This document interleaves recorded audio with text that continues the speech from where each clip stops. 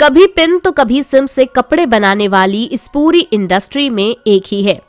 क्या हमें आपको उनका नाम बताने की जरूरत है? नहीं ना, बिल्कुल सही समझे आप। हम बात कर रहे हैं उर्फी जावेद की। किसी भी चीज के साथ एक्सपेरिमेंट करके अपने लिए कपड़े डिजाइन करने वाली उर्फी जावेद आए दिन मुंबई की सड़कों पर अपने अतरंगी कपड़ों में घूमती फिरती दिखती हैं। सोशल मीडिया से लेकर सड़कों तक लोगों के ताने सुनने के बाद भी उर्फी जावेद हमेशा हंसती मुस्कुराती रहती हैं। लेकिन क्या आपने कभी सोचा है कि इस हंसती मुस्कुराती लड़की की इस मुस्कान के पीछे कितना दर्द और दुख छुपा हुआ है? नहीं ना। उर्फी जावेद आज चाहे कैमरे के सामने कितनी भी बिंदास रहती हों, पर उनके जीवन में एक समय ऐसा था जिसमें उन्होंने काफी दर्द झेला है।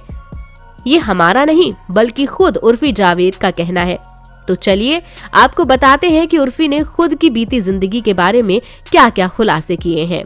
जब पिता ने उर्फी को दिया 2 साल तक टॉर्चर।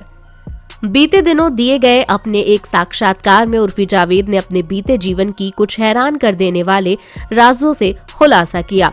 एक पिता और बेटे का रिश्ता जहां इस दुनिया में सबसे अनमोल माना जाता है, वहीं उर्फी ने अपने पिता के ऐसे खौफनाक चेहरे का उल्लेख किया है जिसे सुन किसी के भी बदन में सिरहन दौड़ उठेगी। दरअसल उर्फी जावेद ने इस इंटरव्यू में अपने पिता से जुड़ी कई बातों के बारे में बताया है। उर्फी ने बताया था कि उनके पिता ने उन्हें 2 साल तक लगातार मानसिक और शारीरिक तौर पर खूब प्रताड़ित किया था। उर्फी ने बताया था कि जब वो 11वीं कक्षा में थी तब उनकी एक फोटो किसी ने एडल्ट साइट पर डाल दी थी, जिसके बाद उन्हें खुद के घर वालों ने भी सपोर्ट नहीं किया, जब घर वालों ने ही बुलाया पॉर्न स्टार। उर्फी जावेद ने अपने पिता के द्वारा किए गए इस टॉर्चर के दिनों को याद करते हुए कहा है कि जब मेरे साथ ये हुआ तब मेरे लिए बहुत ही कठिन समय था, क्योंकि मुझे मेरे परिवार का कोई सपोर्ट नहीं था। पूरी दुनिया की तरह ही उन्होंने भी मुझे ही ब्लेम किया था, यहाँ तक कि उन लोगों ने मुझे पॉर्न स्टार तक कह दिया था। मेरे पिता ने मुझे 2 साल तक फिजिकली और मेंटली टॉर्चर किया। मुझे मेरा नाम तक याद नहीं था। लोग इतनी गंदी गंदी गालियां देकर बुलाते थे।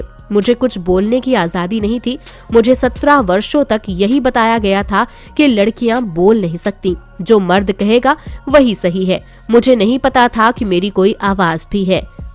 उर्फी अपने पिता और परिवार वालों के इस तरह के रवैये से इतनी ज्यादा ऊब चुकी थी कि आखिर में उन्हें अपना घर छोड़ना ही सही लगा।